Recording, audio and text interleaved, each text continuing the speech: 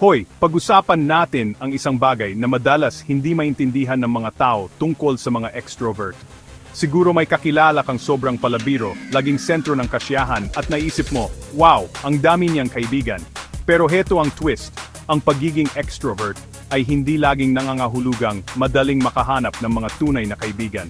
Oo, mahilig ang mga extrovert makipag-usap, makakilala ng bagong mukha at mapabilang sa malalaking grupo. Pero ang makabuo ng totoong koneksyon, ibang usapan na yan. Kasi, pwede kang makipag-usap sa maraming tao, pero ilan lang ang talagang makakaintindi sa'yo. Kadalasan, ang mga extrovert ay nauwi sa maraming kakilala, pero 2 o 3 lang ang tunay na kaibigan na talagang nakakaintindi sa kanila. Bakit? Kasi ang tunay na pagkakaibigan ay nangangailangan ng tiwala, pagiging bukas, at oras. At aminin natin, kahit gaano ka pa ka-friendly, hindi mo kayang buksan ang sarili mo sa lahat. Minsan, pakiramdam mo ay inaasahan kang makisama sa lahat.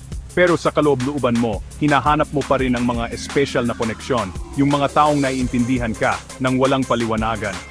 At huwag nating kalimutan, ang pagpapanatili ng pagkaibigan ay nangangailangan ng enerhiya.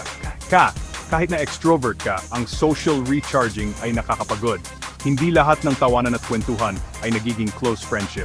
Okay lang kung ilan lang ang tunay mong kaibigan. Mas mahalaga ang kalidad kaysa sa dami, palagi. Kaya sa susunod na makakita ka ng isang taong sobrang palabiro, tandaan hindi dahil nakipag-usap sila sa lahat, ay nangangahulugang malapit sila sa lahat. At kung ikaw ay isang extrovert na nagtataka kung bakit minsan mahirap ang pagkakaibigan, hindi ka nag-iisa. Ang paggawa ng kaibigan ay tungkol sa paghahanap ng tamang tao, hindi lang ng mas maraming tao. Yun lang sa ngayon, tandaan, hindi kailangang malaki ang iyong circle, basta tama ang pakiramdam. Kita-kita tayo sa susunod.